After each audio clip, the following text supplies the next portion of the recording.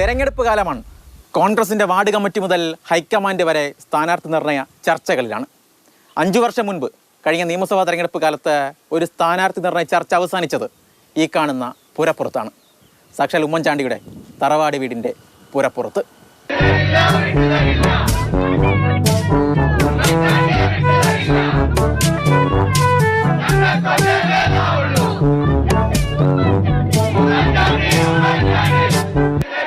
നേമത്തെ BJP account പൂട്ടിക്കാൻ Oommen Chandy തന്നെ ഇറങ്ങണമെന്ന് high command തീരുമാനം. ഡൽഹി ചർച്ചകൾക്കൊടുവിൽ ഉമ്മൻചാണ്ടി സമ്മതം മൂളി. എന്നാൽ പുതുപ്പള്ളിക്കാർക്ക് ഒട്ടുമേ സമ്മതമല്ല. ഉമ്മൻചാണ്ടിയെ തടയാൻ കരോട്ട് വള്ളക്കാലിൽ വീട്ടിലേക്ക് ജനം ഇരച്ചെത്തി.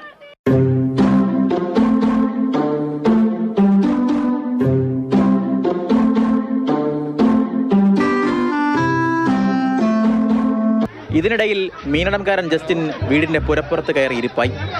3 മണിക്കൂറോളം ആ നട്ടുച്ചയ്ക്ക് അവിടെ തന്നെ ഇരുന്നു. ജസ്റ്റിന് എന്ത് ഹൈക്കമാൻഡ്, എന്ത് AICC.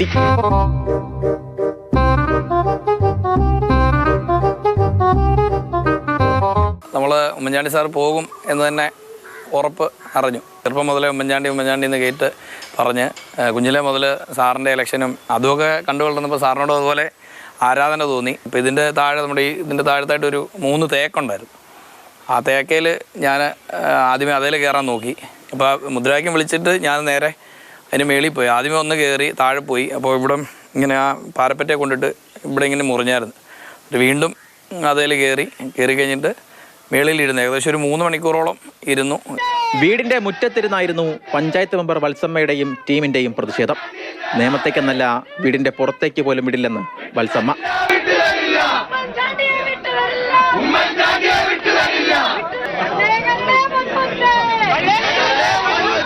ഉമ്മൻചാണ്ടി സാറ് പുതുപ്പള്ളി വിട്ട് നേമത്തോട്ട് മത്സരിക്കുന്നു എന്ന് കേട്ടപ്പം ഞങ്ങൾക്കതൊരു സഹിക്കാൻ പറ്റാത്ത വികാരം ഉൾക്കൊണ്ടു. നേമത്തേക്ക് വിട്ടുതരത്തില്ല എന്ന് ഞങ്ങളുടെ മനസ്സിൻ്റെ ഉള്ളിൽ തട്ടി ഞങ്ങൾ പറഞ്ഞാണ് ഞങ്ങളുടെ സാറിനെ ഞങ്ങൾ നേമത്തേക്ക് വിട്ടത്. പുതുപ്പള്ളിക്കാർക്ക് സാറിനെ കൊണ്ട് ആവശ്യമുണ്ട്. എന്തായാലും പ്രതിഷേധത്തിന് മുന്നിൽ ഉമ്മൻചാണ്ടിയും ഹൈക്കമാൻഡും തീരുമാനം മാറ്റി. അല്ല, ഉമ്മൻചാണ്ടി നേമത്ത് മത്സരിക്കണമെന്ന ഹൈക്കമാൻഡ് തീരുമാനത്തെ പുതുപ്പള്ളിക്കാർ പുരപ്പുറത്ത് കയറി വെട്ടിമാറ്റി.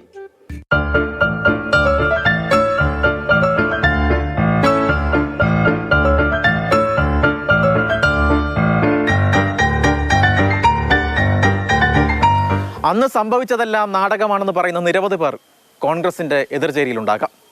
എന്നാൽ ജസ്റ്റിനെയും വത്സമ്മയും പോലുള്ള ആയിരക്കണക്കിന് പുതുപ്പള്ളിക്കാർക്ക് ഉമ്മൻചാണ്ടി എന്നത് അന്നും ഇന്നും എന്നും ഒരു വികാരമാണ്. ജോബിൻ തേക്കടിക്കൊപ്പം Shinod S T, Mathrubhumi news, Kottayam.